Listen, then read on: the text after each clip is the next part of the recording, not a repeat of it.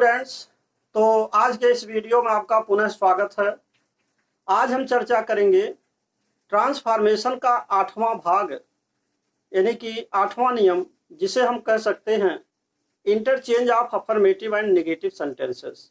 तो आज का हमारा मुख्य विषय यही है कि किस तरीके से किसी अफर्मेटिव सेंटेंस को हम नेगेटिव सेंटेंस में किस प्रकार से ट्रांसफॉर्मेशन करते हैं। तो आइए शुरू करते हैं। देखिए, जैसा कि ट्रांसफॉर्मेशन चल रहा है और इसमें 8वां पॉइंट है interchange of affirmative and negative sentences. तो अब इसके बारे में एक पॉइंट आपका यहाँ नोट है, इसको समझ लीजिए। पहले अफर्मेटिव से नेगेटिव का ट्रांसफॉर्मेशन निम्न तरीके से किया जाता है। तो देखिए, कुछ इसके रूल्स हैं और इधर हम जो लिखे हुए हैं रूल्स हैं और इस साइड में आपका एग्जाम्पल्स है। तो आइए अब देखते हैं कि पहला नियम क्या कह रहा है। अब जैसे पहला नियम है कि विलोम शब्दों से पूर्व नॉट लगाकर। तो देखिए, जैसे यहाँ एग्जाम्पल लिखा हुआ है कि ही लव्स प्लेइंग और यहाँ लिखा जा रहा है he does not hate playing. तो अगर आप ये देखें तो जैसे लव का अर्थ होता है प्रेम करना, तो इसका अपोजिट जो वर्ड होगा, विलोम शब्द जो होगा, वो हेट होगा। तो हेट से पहले अगर आप देखें तो यहाँ नॉट लगा हुआ है। तो यही कहा जा रहा है कि विलोम शब्दों से पूर्व नॉट लगाकर। तो बात क्या है, इसको किस तरीके से हम बदलते हैं, इसे हम आपको डिटेल से समझा देते हैं। अब जैसे मान लीजिए, अगर कोई भी वाक्य दिया हुआ है, अगर वो किसी भी टेंस का वाक्य दिया है, तो हम उस टेंस के अनुसार हम उसको निगेटिव में बदलते हैं। अब जैसे मान लीजिए, अगर हम इसको देखें ही लव्स प्लेइंग, तो ये लव्स जो है ये बता रहा है कि ये प्रेजेंट का इंडेफिनिट टेंस है। तो प्रेजेंट के इंडेफिनिट को जब आप बदलेंगे निगेटिव में, तो स्वाभाविक बात है या तो डू नॉट का प्रयोग होता है या तो डज नॉट का प्रयोग होता है। जैसा सब्जेक्ट होता है, सब्जेक्ट यहाँ ही है, इसके अनुसार डज नॉट लग रहा है, तो ये टेंस के अकॉर्डिंग निगेटिव बदलेगा।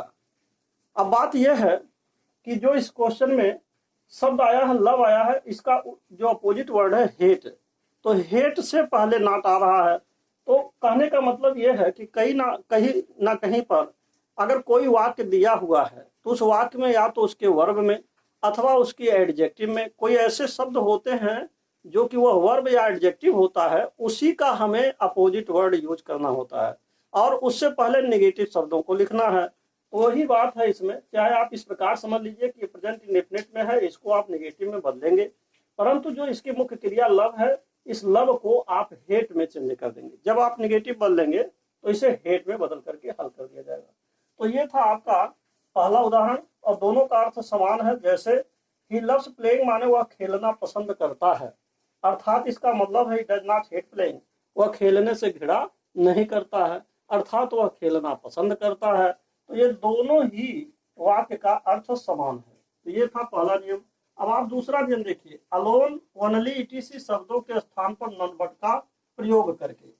अगर कोई ऐसा साधारण वाक्य हो, यानी कि अफर्मेटिव सेंटेंस हो, स्वीकारात्मक वाक्य हो, तो उस अफर्मेटिव सेंटेंस में अगर कहीं ओनली आ जाता है, अगर कहीं पर एलोन आ जाता है, तो इन शब्दों को हम हटा देते हैं और उनके स्थान पर केवल एक शब्द जो नन बट आ रहा है इसका प्रयोग करते हैं। अब जैसे देखिए, यहाँ ओनली आया हुआ है, तो ओनली के स्थान पर आपने यहाँ पर नन बट का प्रयोग कर दिया और कुछ करना नहीं है। देखिए, only Sita is tall in her family, इसका अर्थ हुआ केवल सीता ही अपने परिवार में लंबी है।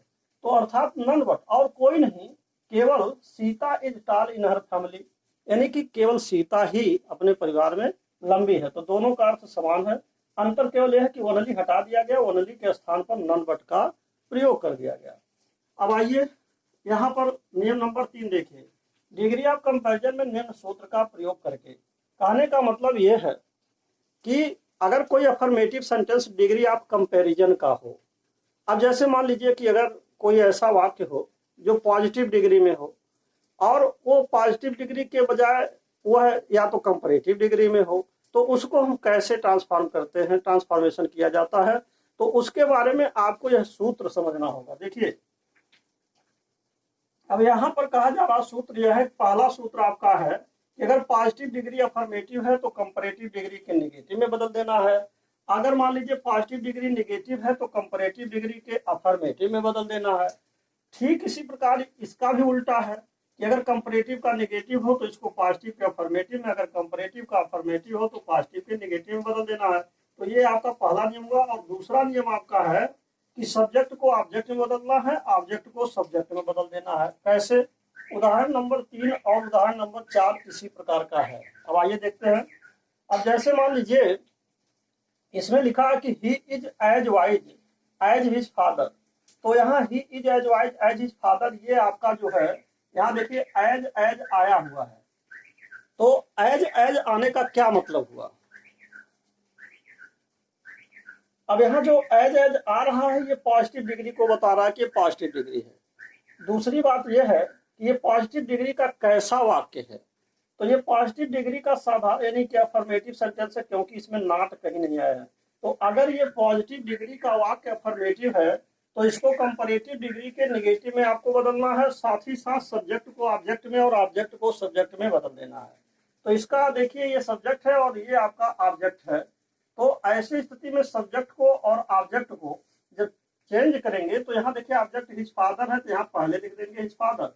अब इसके बाद इज नॉट, अब वाइज जो आया वाइज में er प्लस दैन जोड़ करके कंपैरेटिव डिग्री बना देंगे तो वाइजर दैन ही हो जाएगा। ये आपका पॉजिटिव डिग्री है, ये आपका कंपैरेटिव है। ये पॉजिटिव का अफर्मेटिव है परंतु ये कंपैरेटिव का नेगेटिव है क्योंकि नॉट आया है।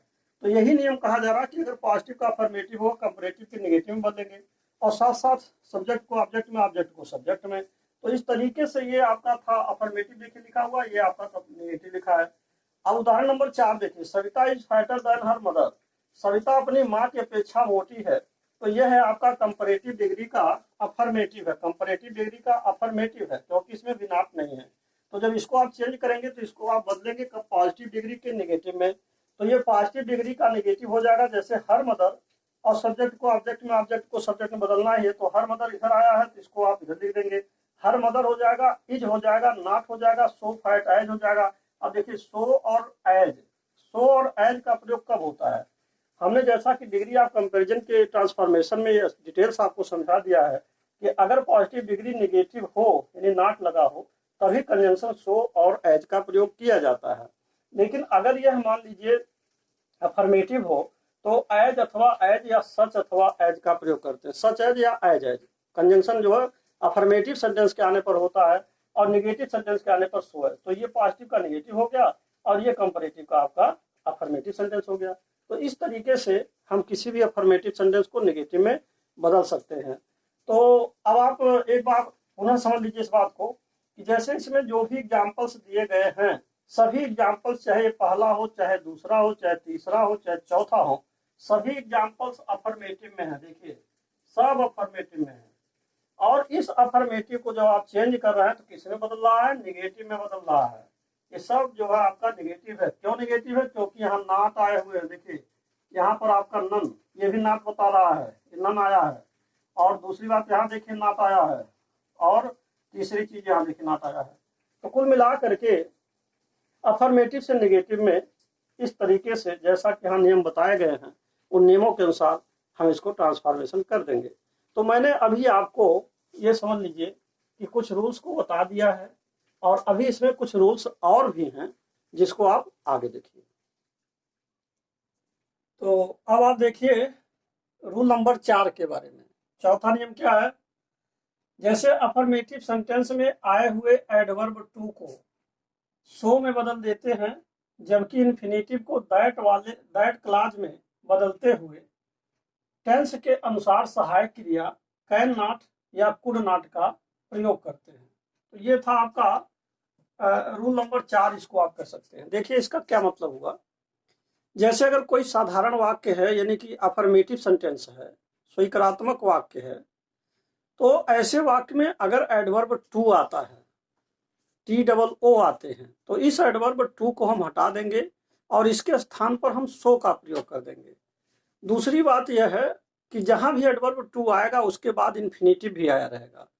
तो उस इन्फिनेटिव को जब हम हटाएंगे या उसे जब हम तोड़ेंगे तो वह दैट क्लॉज में परिवर्तित हो जाएगा। तो जब दैट क्लॉज बनाएंगे तो दैट क्लॉज लिखने के बाद या दैट का कंजंक्शन दैट का प्रयोग करने के पश्चात जो उस वाक्य का सब्जेक्ट है उसको लिखेंगे और इसके बाद जैसा टेंस होगा, अगर वो प्रेजेंट टेंस का सवाल है तो उसमें हम कैन नॉट का प्रयोग करेंगे और यदि पास्ट टेंस है तो कुड नॉट लगाएंगे। अब जैसे मान लीजिए एग्जाम्पल को देखा जाए, पहला उदाहरण कि he is too poor to buy a dictionary लिखा है, तो आप देख रहे हैं यहाँ एडवर्ब आपका टू आ रहा है, और यहाँ आप देख रहे हैं टू बाई पूरा मिला करके, इतना मिला करके आपका इन्फिनेटिव है।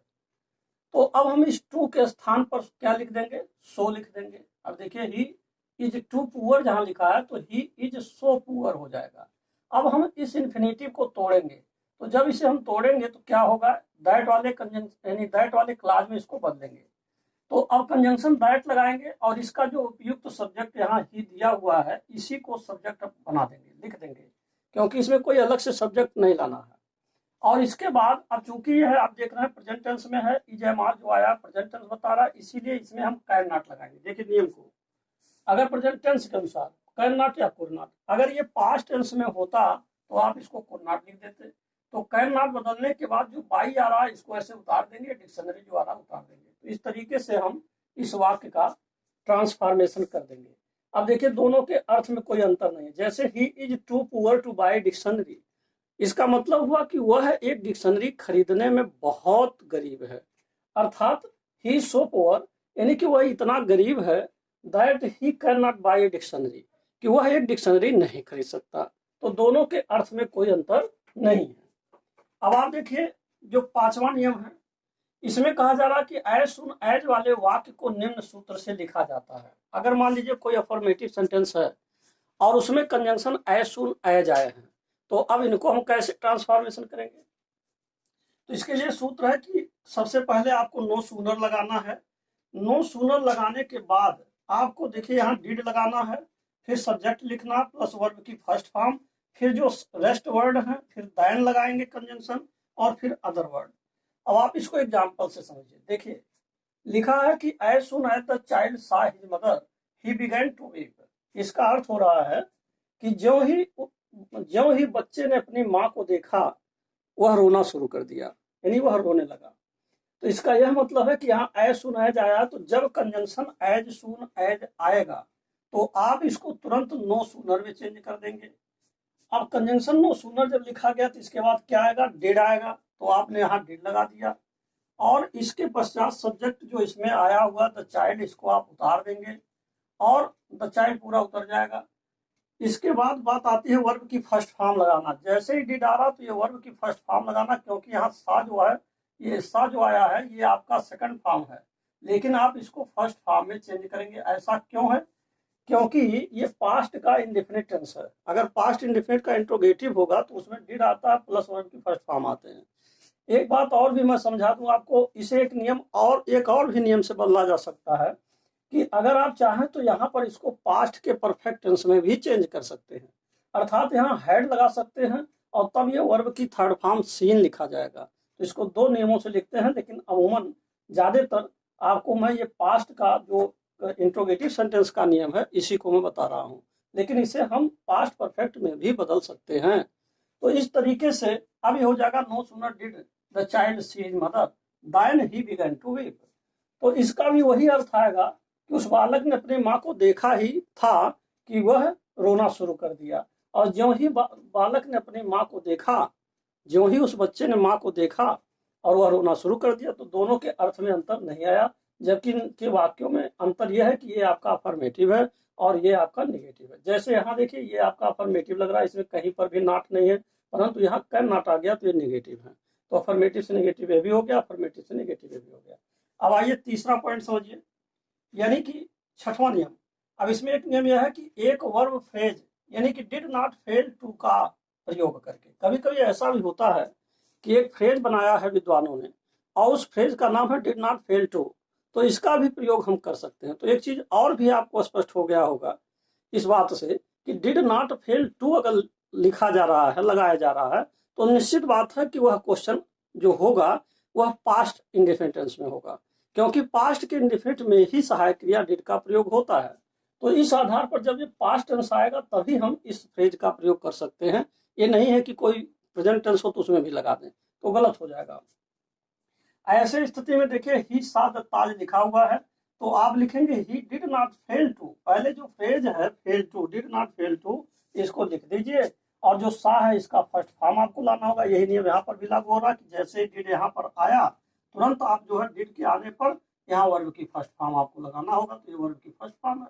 तो इस तरीके से आपने देखा कि यहाँ पर वर्ब की फर्स्ट फॉर्म कि इस तरीके से आपने देखा कि दोनों ही वाक्य का अर्थ समान होगा। कैसे होगा? उसने ताजमहल देखा अर्थात वह ताजमहल देखने से असफल नहीं रहा, यानी कि उसने ताजमहल देखा, और यह वाक्य आपका अफर्मेटिव है और यह वाक्य नेगेटिव है।